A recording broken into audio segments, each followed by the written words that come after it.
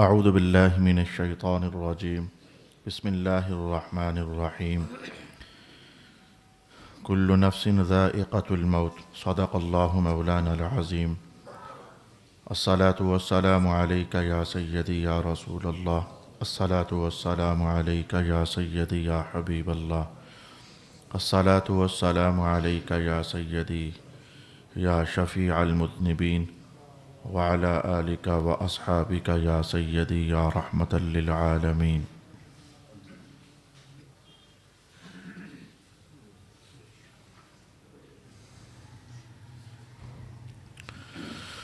اللہ اکبر.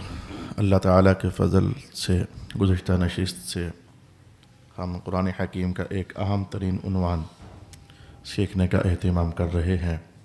وَإِنَّ لِلَّذِينَ ظَلَمُوا عَذَابًا دُونَ ذَلِكَ.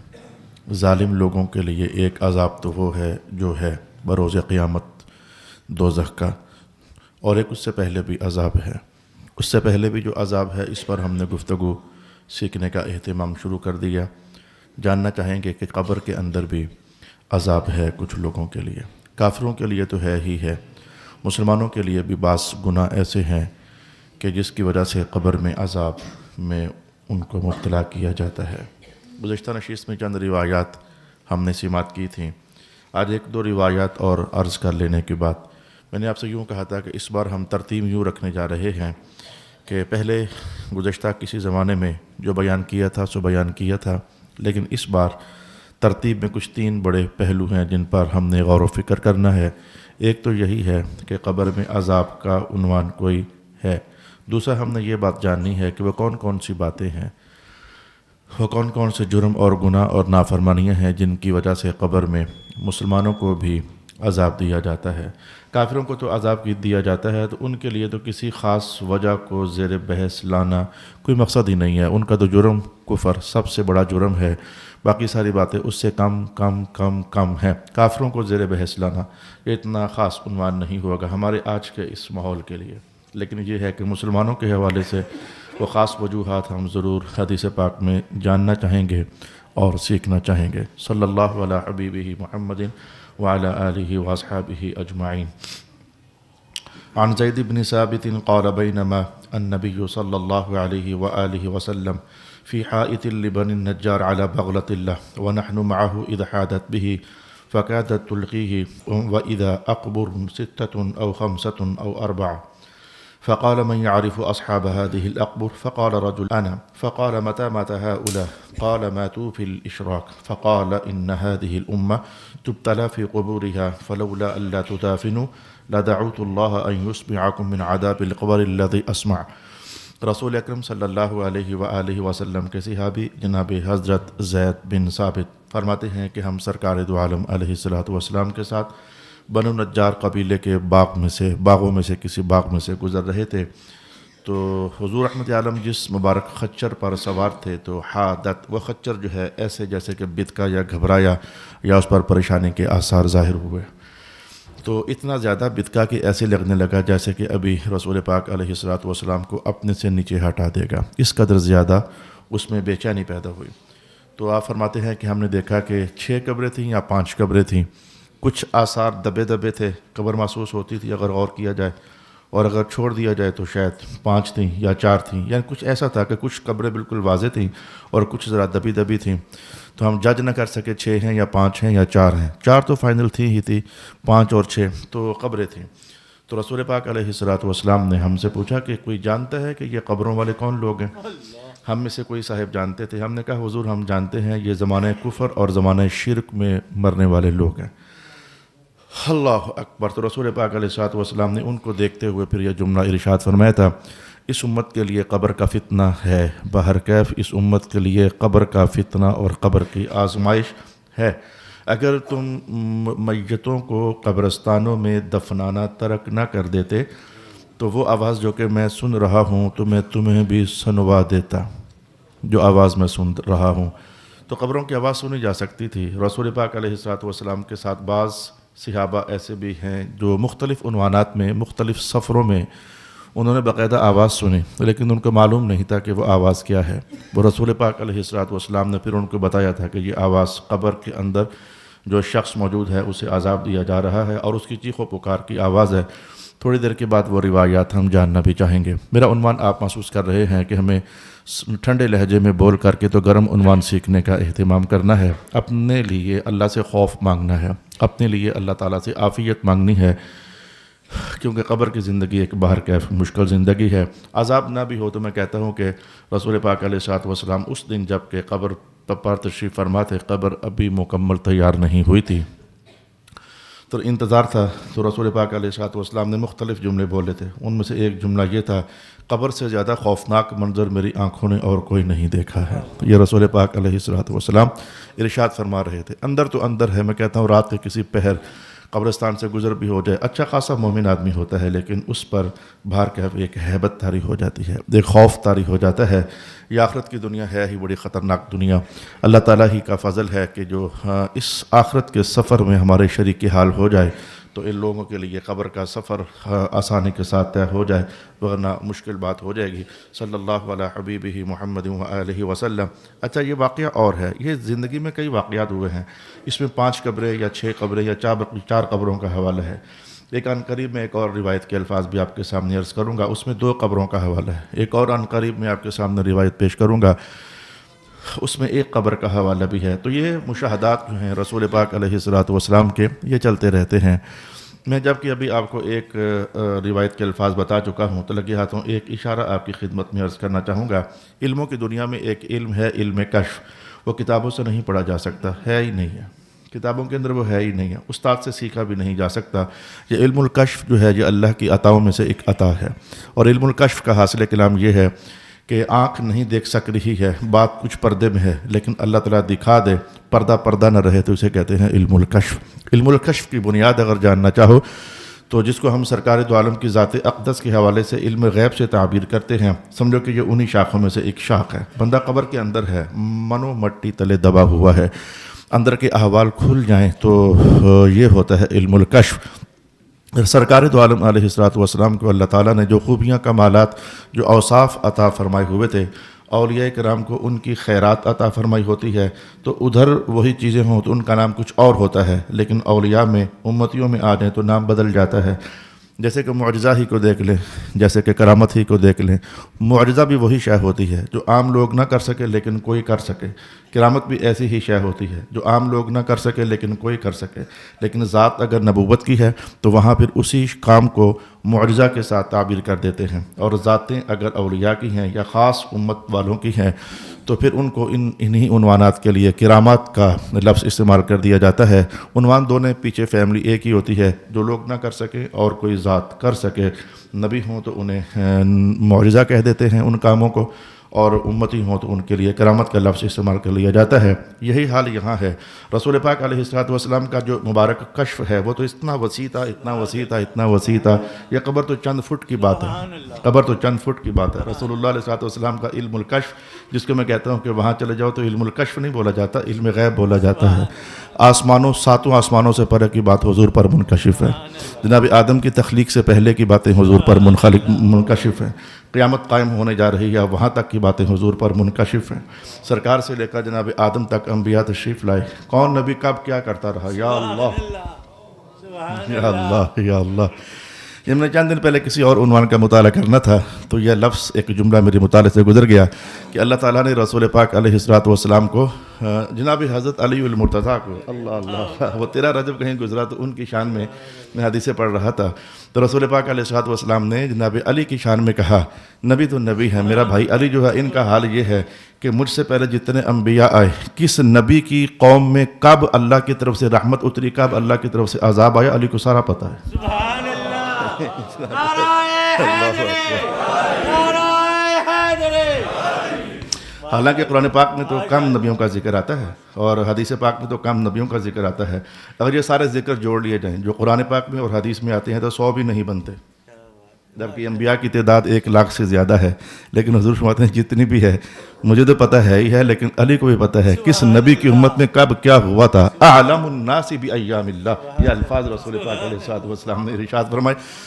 میں کہتا ہوں کہ یہاں تو حضور کے بھائی جناب علی کو پتہ ہے کہ پیچھے کیا ہوا، تو رسول اللہ پر یہ انکشاف تام تھا، قیامت سے پرے چلے جاؤ جنت میں کیا ہونے جا رہا ہے، ابھی جنت بپا نہیں ہوئی ہے، لیکن حضور سارا اس انکشاف رکھتے ہیں، میدان حشر کے انکشافات رکھتے ہیں، دوزخ کے اندر کے انکشافات رکھتے ہیں، دوزخ میں گرنے کے باوجود آخری مسلمان جب دوزخ سے نکال لیا جائے گا وہاں تک بھی حضور انکشافات رکھتے ہیں۔ تو ایک علم کشف ایک شے ہوتی ہے جو سرکار دو عالم کے وجود اقدس میں اس کو کہا جاتا ہے علم الغیب، اور امتیوں کے ہاں آ جاؤ تو اس کو علم الکشف کہا جاتا ہے۔ انشاءاللہ وقت گزرے گا تو میں آپ کے لیے کچھ آئندہ زمانوں میں جا کر مزید اس پر چند باتیں عرض کرنا چاہوں گا۔ ایک حدیث کے الفاظ ہم نے جان لیے ہیں، صلی اللہ علی حبیبہ محمد وعلی آلہ واصحابہ اجمعین۔ ایک اور روایت کے الفاظ میں اب اردو ترجمہ ہی آپ کے سامنے بول دیتا ہوں۔ یہ روایت جناب حضرت جابر کی ہے، کہنے لگے اس دن ہم تھے حضور کے ساتھ، مختلف واقعات میں مختلف صحابہ رسول پاک علیہ الصلوۃ والسلام کے ہاں ہوا کرتے تھے، اسی لیے ایسے دماغ میں ایک بات رڑک سی گئی ہے تو آپ کو عرض کر دیتا ہوں میں۔ یہ ایک ہی عنوان کئی بار واقعہ ہو تو کبھی کوئی صحابی حضور کے ساتھ، کبھی کوئی صحابی حضور کے ساتھ، کبھی کوئی صحابی حضور کے ساتھ، تو یہ تضاد نہیں ہوتا، علم الحدیث کی دنیا میں یہ تضاد نہیں ہوتا، کیونکہ ہر صحابی نے وہ بیان کیا جو کہ اس کا مشاہدہ تھا، دوسرے صحابی نے وہ بیان کیا جو اس کا مشاہدہ تھا۔ رسول اللہ علیہ السلام کی 6 بار جنوں سے ملاقات ہوئی، جو ہم جان سکے، روایات میں آتا ہے 6 بار جنوں کے وفد حضور کے پاس آئے، ملاقات ہوئی۔ ایک صحابی کہتے ہیں کہ حضور کچھ باتیں کر رہے تھے، پتہ نہیں کیا باتیں کر رہے تھے، وہ جنوں کی زبان میں حضور ہم کلام ہو رہے تھے۔ ایک صحابی کہتے ہیں حضور نے مجھے کہا یہ دائرہ بنا دیا، اس کے اندر رہنا ہے جب تک میں واپس نہ آ جاؤں، تم نے واپس اس وقت تک نہیں اس دائرے سے نکلنا جب تک میں واپس نہیں آ جاتا۔ ایک صحابی کہتے ہیں کہ رسول پاک علیہ الصلوۃ والسلام نے جنوں سے ملاقات کرنے کے بعد مجھ سے فرمایا تھا کہ پانی ہے، میں وضو کرنا چاہتا ہوں، تو میں نے کہا حضور پانی تو نہیں ہے، نبیذوں کا جوس ہے، تو حضور نے کہا تو آج وہی لے آؤ۔ اب یہ مختلف عنوانات ہیں، یہ تضاد اصل میں نہیں ہوتا ہے، یہ جاننا چاہیے کہ یہ مختلف واقعات ہوتے ہیں، یہ مختلف احوال ہوتے ہیں، کبھی کوئی صحابی حضور کے ساتھ ہوتا ہے اور کبھی کوئی صحابی حضور کے ساتھ ہوتا ہے۔ اب یہ جو اگلا واقعہ ہے اس میں تو الفاظ ہی بڑے عجیب و غریب ہیں۔ جناب جابر کہتے ہیں کہ رسول پاک علیہ الصلوۃ والسلام ایک باغ میں داخل ہوئے، تو پرانے دور میں جیسے آج بھی ہے کہ لوگ اپنی ہی زمینوں میں قبریں بنا لیتے ہیں، آج بھی ہے، پرانے دور تو کیا یہ آج بھی ہے، کچھ لوگوں نے اپنی ہی زمینیں بنائی ہوتی ہیں۔ ویسے آپ کو رائے دوں گا اپنی زمین میں دفن نہ ہونا، سب کے ساتھ ہی جانا، ٹھیک رہو گے، بہت اچھے رہو گے، بات مان لو میری، یقین جان لو، جتنے بھی سرمایہ ادارہ ہو، جتنے بھی کروڑ پتی ہو، سب کے ساتھ جانا۔ کسی نہ کسی کا پتر آئے دن آیا رہتا ہے، اور وہ آنے والا جتنا بھی برا ہو لیکن اتنا سخی وہ ضرور ہوتا ہے، کہتا ہے مولا ان سب قبرستان والوں کو معاف فرما، سب کے ساتھ رہنا، بڑے اچھے رہو گے۔ نبیوں کی خواہش، جناب یوسف علیہ الصلوۃ والسلام کی پاکیزہ دعائے کلمات ہیں، توفانی مسلما والحقنی بالصالحین۔ مولا ایک تو یہ ہے کہ حالت اسلام میں موت کو پسند کرتا ہوں، وہ تو ہونی ہی ہونی ہے، امت کو سمجھانے کے لیے دعا کی جا رہی ہے، اور دوسرے الفاظ کیا ہیں، مولا جہاں میں دفنایا جاؤں اکیلا نہ ہوں، ساتھ کوئی اور ہونا چاہیے، اور جو خاص کوئی اور ہونا چاہیے وہ صالح ہونا چاہیے، والحقنی بالصالحین۔ تو سب کے ساتھ قبرستان میں دفنائے جانا، بہت اچھے رہو گے، بہت اچھے رہو گے۔ صوفیات اس کو یوں فرماتے ہیں، اٹھ فریدہ ست یا جا مسجد والجا، جے کوئی بخشیا مل جاوی تو تم ہی بخشیا جا۔ ایسا ہے، حدیث پاک میں بھی ایسا ہے، بعض اوقات بخشا بندہ ایک ہوتا ہے لیکن دوسرا اس کی صحبت میں آ جاتا ہے، اللہ اسے ویسے ہی معافی عطا فرما دیتا ہے۔ یہ ہے ایسا میرے پیارے دوستوں، مشاہدات بھی ہیں، انکشافات بھی ہیں، اور صوفیاء کے کشف بھی ہیں۔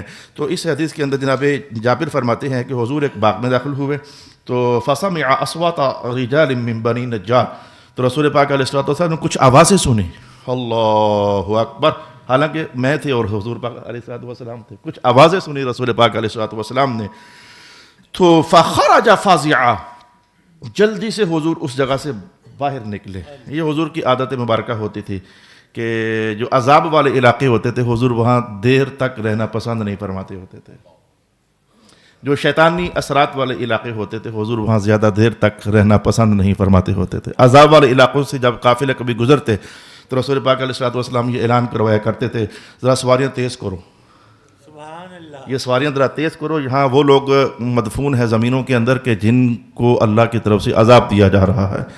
عذاب والے معاملات میں حضور تیزی ہی یہ جو مجھے ابھی ایک جنازے کی اطلاع ہوئی پرسوں، میں نہیں جا سکا، بہت دور تھا، لیا کے قریب ہمارے کچھ سسرالی خاندان سے کوئی ایک خاتون فوت ہو گئی، تو میں نہیں جا سکا، میرے کچھ مصروفیات تھیں، تو مجھے اطلاع ہوئی کہ جنازہ ہو چکا ہے اور ابھی تک سب خاندان والے وہاں پہنچے نہیں ہیں۔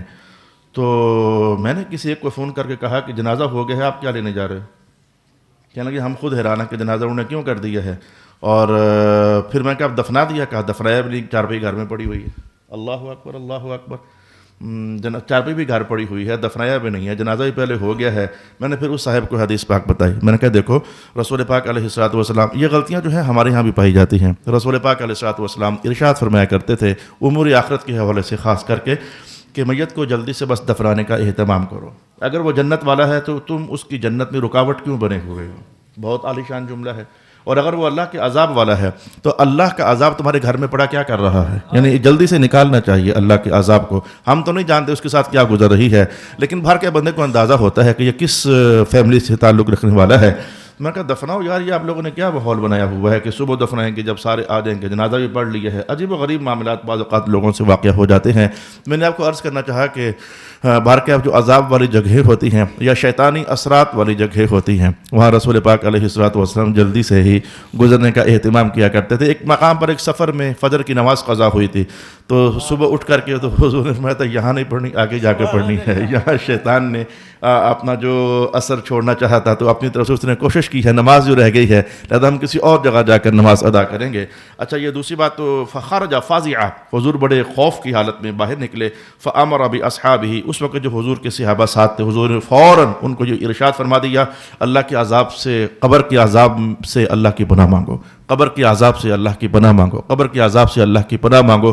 تو صحابہ تو فوراً اللہ تعالیٰ سے عذاب سے، قبر کے عذاب سے پناہ مانگنے لگ گئے. اب اتنی روایات کافی ہو گئیں، اور بھی ہیں اور بھی ہیں اور بھی ہیں اور بھی ہیں، جس سے ہمیں یہ سمجھ آتی ہے کہ قبر کے اندر باہر کیف ایک اچھی زندگی کا احساس بھی ہے اور ایک عذاب والی زندگی کا احساس بھی ہے. اب میں آپ کے سامنے وہ وجوہات عرض کرنے جا رہا ہوں. اب بہت ہی زیادہ توجہ کرنے کی ضرورت ہے. جو سب سے پہلی وجہ میں آپ سے عرض کروں گا، بلکہ پہلی 3 وجوہات جو میں آپ سے عرض کرنے جا رہا ہوں حدیث کی روشنی میں، بہت ہی زیادہ ان پر غور و فکر کرنے کی ضرورت ہے. اگر محراب میں آ کر میرے پیارے دوستو آپ سیکھ نہ سکے تو محراب کے سوا اور کوئی ٹھکانہ ہے ہی نہیں جہاں محمد مصطفیٰ کا دین سیکھ سکتے ہو. تمہارے اسکول نہیں، کالجز نہیں، یونیورسٹیز نہیں، انسٹیٹیوٹس نہیں. اس محفل کے اندر ایک ایسا صاحب بیٹھا ہوا ہے جس کا بیٹا ایک مخصوص کورس کر رہا ہے. تو اس نے کہا جی ہمارے ٹیچر کہتے ہیں کہ ہمیں نماز کا ٹائم نہیں دیتے، اور کہتے ہیں کہ جب مشکل ہو یا کوئی اہم چیز ہو تو نماز چھوڑی جا سکتی ہے. تمہاری دنیا کی تعلیم کو میں کچھ نہیں کہتا، علم ہے، علم کو غلط الفاظ سے تعبیر نہیں، لیکن تمہاری سوچوں پر اللہ کا عذاب اترنے والا ہے. تم اپنے چھوٹے سے لیکچر کی خاطر بچوں کو یہ کہتے ہو کہ تم تعلیم چھوڑ دو، نماز چھوڑ دو، کیونکہ یہ لیکچر جو میرا ہے وہ نہیں چھوڑا جا سکتا. عنوان پیچھے کیا ہے؟ اگر یہ نماز پڑھنے جائیں گے لیٹ ہو جائے گا، مجھے یہاں سے چھٹی لیٹ کر کے گھر جانا پڑے گا. عنوان یہاں یہ ہے اعوذ باللہ من الشیطان الرجیم. اگر محراب میں آ کر تم سیکھ نہ سکے، پھر کہیں بھی تمہیں سیکھنے کا موقع شاید میسر نہ ہو سکے، تو یہ غور کے ساتھ سمجھیں کہ وہ 3 وجوہات، پہلی 3 وجوہات جس سے قبر کے اندر عذاب دیا جاتا ہے وہ کیا ہے؟ اللہ اکبر. عن ابی ہریرہ رضی اللہ تعالی عنہ قال قال رسول اللہ صلی اللہ علیہ وسلم تنزہوا من البول فإن عامۃ عذاب القبر منہ. اس بات کو حالانکہ ایک دوسرے دن یا کسی دوسرے موقع پر رسول پاک علیہ السلام نے کئی باتوں کے ساتھ ملا کر بھی ارشاد فرمایا تھا، لیکن اس اتنا اہم عنوان ہے کہ مستقل عنوان، مستقل لہجہ حضور نے اس کے لیے استعمال کر لیا. کہیں تنزہوا کہا، پھر کسی اور دن کہا تو استنزہوا کہا. تنزہوا، استنزہوا، یعنی مختلف لہجوں میں مختلف مجالس کے اندر اس آواز کو رسول پاک علیہ الصلوۃ والسلام نے اٹھایا. سن لیجئے پہلا جرم جس کی وجہ سے، یعنی پہلا جرم سے مراد کہ جو میرے پاس روایات میں موجود ہے، ورنہ ادھر پہلا دوسرا تیسرا مجھے وہاں کا معلوم نہیں ہے. جو میرے سامنے روایات ہیں ان میں پہلا جرم حضور فرمایا کرتے تھے کہ پیشاب سے بچا کرو، کیونکہ عام طور پر قبروں میں عذاب اسی وجہ سے ہوتا ہے. پیشاب سے بچنے کا معنی آپ سمجھتے ہیں، پیشاب کرنے سے نہیں روکا جا رہا. پیشاب کرنے کے بعد طہارت کو سلامت رکھنے کا حوالہ قائم کیا جا رہا ہے. نوجوان لڑکوں اور کئی عمر رسیدہ لوگوں بھی، اب بتاؤ کہ گلیوں، محلوں، کالجوں، سڑکوں، گاڑیوں کی اوٹ میں پیشاب کر کے ویسے ہی شلواریں اٹھاتے ہو، ویسے ہی پینٹیں کس لیتے ہو. اب بتاؤ کون تمہیں سمجھائے؟ لیکن حضور کی بات میں آپ کو عرض کر رہا ہوں، حضور کی بات میں آپ کو عرض کر رہا ہوں. کالجز کے اندر تو سارے ہی ایسا کرتے ہو، اگر ادھر کوئی حالات خراب ہو جائیں تو کہیں نہ کہیں بیٹھ جاتے ہو. کبھی کسی ٹیچر نے منع کیا آپ لوگوں کو؟ پھر کہاں سے دین سیکھو گے؟ محراب سے. یہاں آ کر بھی ادھر سے سن کر اگر ادھر نکال دو گے تو جانا کہاں ہے آپ لوگوں نے؟ اللہ اکبر. گھر سے اہتمام کر کے جاؤ. پتہ جو ہے میں نے کسی لمبے ٹائم کے لیے جانا ہے، طہارت سلامت رکھی جائے. طہارت میں رہنا، طہارت میں رہنا، طہارت میں رہنا. یہ تو بڑے بخت والے لوگ ہوتے ہیں. لمبی روایت کو اگر 2 جملے کے اندر بول دوں. ایک صحابی کو حضور نے پوچھا کیا بات ہے، میں نے جنت میں تیرے چلنے کی آواز سنی ہے. کیا حضور طہارت میں رہتا ہوں. میں نے بہت لمبی حدیث کو حاصل کلام کے اندر پیش کر دیا. حضور جب بھی وضو خراب ہوتا ہے میں فوراً وضو کر لیتا ہوں. میں کہتا ہوں کہ نہ بے وضو رہوں. تو میاں اگر طہارت میں رہو گے تو کتنی شانیں ہیں. نبوت کی آنکھ گواہی دے رہی ہے طہارت میں رہنے والا چلو بلال ہی ہے، لیکن عنوان بلال نہیں، عنوان طہارت ہے جو وجہ بیان ہوئی. ورنہ اگر وجہ صحابی ہونا ہوتی تو حضور پوچھتے ہی نہ بلال کیا کرتے ہو. حضور فرما دیتے کہ صحابی ہونا اس لیے، نہ یہ نہیں کہا کرتے کیا ہو. عمل پر بحث کی گئی.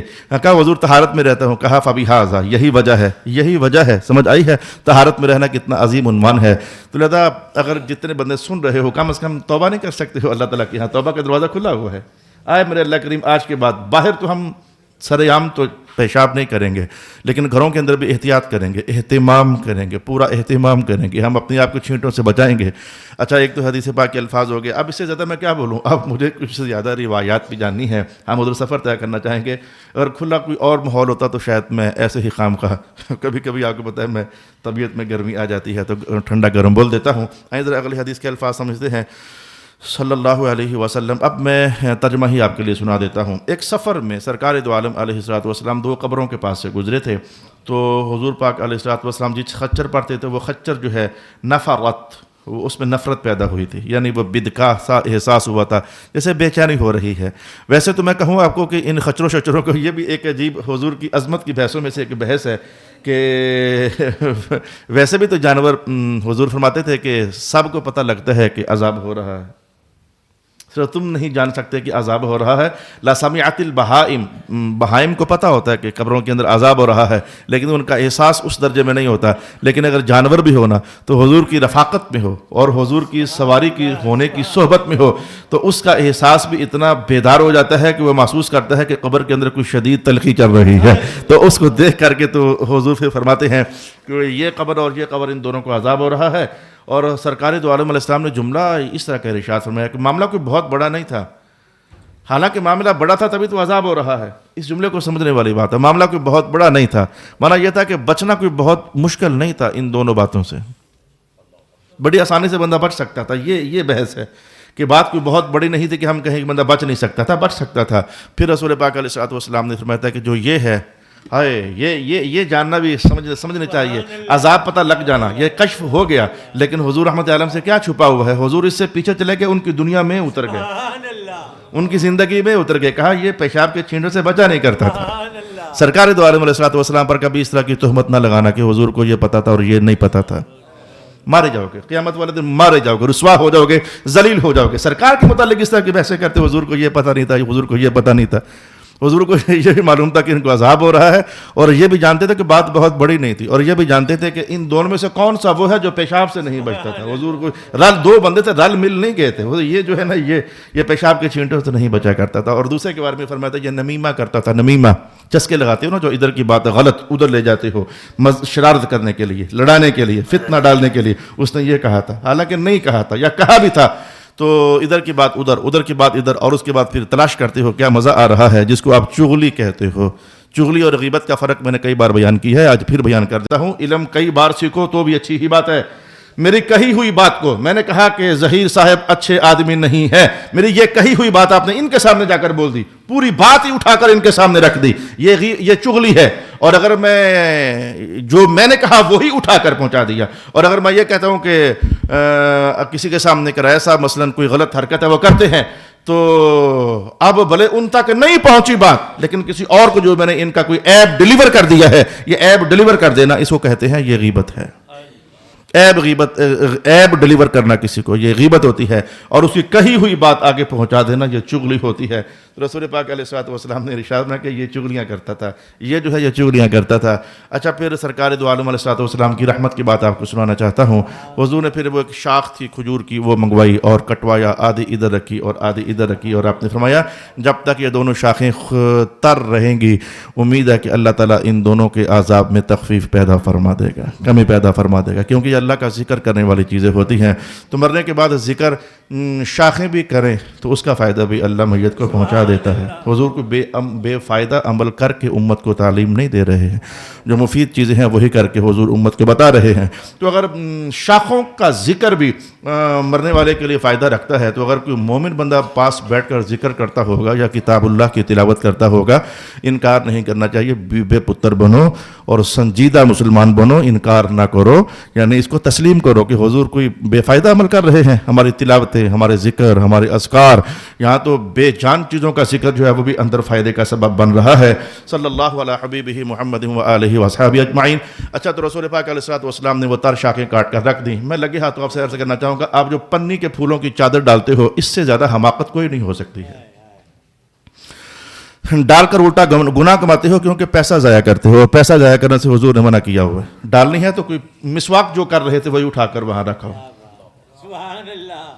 آس پاس 2-4 پتے کاٹو کسی درخت کے, وہ پتے وہاں رکھو, تمہارے پنی کے اوپر لگائے ہوئے پیسوں سے 1000 درجے بہتر ہے. اپنے رواج کو ختم کر دو, سنت کا غلبہ کر لو. وہ کتنے خوش بخت مسلمان تھے, آج تک میں ان کو جانتا ہوں, جن کا میں نے کہا قبر پکی نہ کرنا, کہنے لگے جی تھوڑا خرچہ ہے. میں کہا جتنا بھی ہے پکی نہ کرنا, کچی رہنے دو. حضور نے فرمایا تھا کچی قبروں کا حال یہ ہوتا ہے, ہوائیں چلتی ہیں تو مٹیاں اڑ جاتی ہیں, بارشیں برستی ہیں تو مٹیاں کھر کھر جاتی ہیں, پگھل جاتی ہیں, تو قبر خستہ حال ہو جاتی ہے. جس دن قبر خستہ حال ہو جاتی ہے, آسمانوں پر اللہ اپنی رحمت سے اعلان کر دیتا ہے, میرے بندے کا گھر خراب ہو گیا ہے, رحم آ رہا ہے, اس کا معاف کر دیا جائے. پکی قبریں نہ خراب ہوں اور نہ رحمتیں نازل ہوں. یعنی کوئی اور ڈر کے مارے یہ بات کہے یا نہ کہے, مجھے آپ کو پتا ہے نہ آپ لوگوں کا ڈر ہوتا ہے نہ کسی اور کا ڈر ہوتا ہے. میں کہنا چاہوں گا, اگر آپ میں سے کسی نے اپنی قبریں پکی کروائی ہوئی ہیں, اگر جا کر توڑ دیتے ہو تو کوئی حرج والی بات نہیں. ہم سارے بھائی بھی اللہ کے فضل و کرم سے پیسے رکھتے ہیں, اتنے کوئی پیسے ہیں کہ ہم وہ مقبرہ پورا تعمیر کر لیں اپنے والد گرامی کا ہے, لیکن ہم نے کہا نہیں, مقبرے میں وہ فیض نہیں ہے جو فیض حضور کے فرمان میں ہے. تو قبریں اپنی کچی کروا لو, چنگے رہو گے, اچھے رہو گے. میرا بیٹا سامنے بیٹھا ہوا, اپنے طلباء کی میں نے وصیت کی ہے کہ یہ نہ سوچنا کہ مولوی صاحب جو ہے پڑھاتے رہے ہیں تو رضا کوئی مقبرہ بنا دیں, نہ بنانا مقبرہ, کچی بس ایک بالشت اونچی مٹی میری قبر پر ڈال دینا, 2-4 مہینے گزریں گے, اڑ جائے گی, اللہ میرے بخشش کا سبب بنا دے گا. تو اپنی قبریں کچی کرو, مسلمانوں کی جگہوں پر قبضہ نہ کرو. غصب کرتی ہو قبرستانوں کے اندر جا کر, جب قبریں پکی کرتی ہو اور پھر گرلز اپنی لگا لیتے ہو, پھر وہ جگہ کبھی کسی اور کے استعمال میں نہیں آتی ہے. تمہیں حق کس نے دیا ہے کہ تم مسلمانوں کی قبروں پر اور ان کی جگہ پر غصب اور قبضہ کرو؟ ہرگز یہ تمہارے لیے ٹھیک نہیں ہے. اگر میرے سامنے اس وقت 2000 بندے بیٹھے ہو, کوئی تو وفادار ایسا ہونا چاہیے جو جا کر گرل اٹھا کر ہٹا دے. دنیا کا کوئی مفتی بھی آپ کو غلط نہیں کہے گا, صرف تمہاری باتوں کے فتنے سے ڈر کے مارے وہ نہیں بولتے ہیں کہ لوگ کیا کہیں گے. اور مجھے اس سے غرض نہیں کہ تم کیا کہو گے. کیا کہو گے مجھے؟ تمہارے پاس ہے ہی کچھ نہیں کہنے کے لیے. میں رسول اللہ کی حدیث بتا رہا ہوں, قبریں کچی رہنے دو اور مسلمانوں کی جگہوں پر قبضہ نہ کرو. تمہارے 2 لاکھ کی قبر کو مذہب کیا کہے؟ اللہ کے ہاں کیا قیمت ہے تمہاری؟ اللہ کے ہاں تم اگر سنگ مرمر چھوڑ کر سونے کی اینٹوں سے بھی اپنی باپ کی قبر بنا ڈالو گے, اس کی ایک ککھ برابر ویلیو نہیں ہے. کچی رہنے دو گے, اعلان ہونا قریب ہے کہ اس بندے کو معاف کر دیا جائے. صلی اللہ علی حبیبہ محمد وعلی آلہ واصحابہ اجمعین. اچھا, نہ چاہتے ہوئے کبھی کبھی مجھے آپ کو میرے خون میں تھوڑی سی گرمی آ جاتی ہے. میں کہہ کے تھک گیا, میرا بول کے تھک گیا. پھر آپ کہتے ہو کہ خطیب خود عمل نہیں کرتا اس لیے ہم پر اثر نہیں ہوتا. میں نے کم از کم عمل کر کے بتایا ہے. اپنے متعلق میں نے وصیت کر دی, ابا کی قبر ہمارے کچی ہے. اور عمل کیا ہوتا ہے؟ اور کیا ہوتا ہے عمل؟ خطیب عمل نہیں کرتے اس لیے کرتے ہیں. میں کوشش کرتا ہوں کہ جو کہوں, اے اللہ مجھے عمل نصیب فرما. میں کوشش کرتا ہوں. اس کے بعد کبھی پھر اپنے گریبان میں جھانک بھی لیا کریں کہ اے اللہ تعالی ہمیں بھی توفیق عطا فرما. صلی اللہ علی حبیبہ محمد وآلہ واصحابہ اجمعین. اچھا, یہ میں نے حدیث کے الفاظ آپ کو بتائے, اس پر اور بھی بحثیں ہیں, لیکن میں جلدی سے اپنے عنوان کی طرف بڑھ جاؤں. اس میں آ گیا غیبت کی بات آ گئی, اس میں چغلی کی بات آ گئی اور پیشاب کی بات آ گئی. اس وجہ سے عام طور پر قبر میں عذاب ہوتا ہے. اب ذرا میں جناب یعلا بن سیابہ, یہ ایک اور صحابی ہیں, ان قریب ایک اور روایت ہے کہ اس میں یعلا بن مرہ ہیں, وہ اور صحابی ہیں. میں نے کہا کئی عنوانات ہیں, کئی بار یہ انکشافات رسول پاک علیہ الصلوۃ والسلام نے ارشاد فرمائے. یہ یعلا بن سیابہ کہتے ہیں کہ میں حضور کے ساتھ تھا, حضور قبر کے پاس سے گزرے تو ساتھ ہی آپ نے ارشاد فرما دیا اس وقت قبر والا عذاب میں ہے. یفتن صاحبہ, اس وقت قبر والا عذاب میں ہے. اور پھر ساتھ ہی حضور نے یہ فرما دیا یہ لوگوں کے گوشت کھاتا ہوتا تھا. ان ھذا یاکل لحوم الناس, یہ لوگوں کے گوشت کھاتا ہوتا تھا. قرآن پاک نے کہا ہوا ہے غیبت کرنے والا سمجھے کہ مردہ بھائی کا گوشت کھا رہا ہے، مردہ بھائی کا گوشت کھا رہا ہے۔ اَيُحِبُّ أَحَدُكُمْ أَن يَأْكُلَ لَحْمَ أَخِيهِ مَيْتًا، اپنے مردہ بھائی کا گوشت کھانا پسند کرتے ہو؟ تو غیبت کو یہ اس تعبیر میں رسول پاک علیہ الصلوۃ والسلام نے ارشاد فرمایا ہوا ہے میں کہ یہ جو ہے جو اپنے بھائی کا گوشت لوگوں کا گوشت کھاتا ہوتا تھا، پھر ثم دعا بجریدۃ رطبۃ، یہاں بھی رسول پاک علیہ الصلوۃ والسلام نے تر شاخ منگوائی تھی، یہاں بھی اور یہاں بھی اور یہاں بھی اور یہاں بھی۔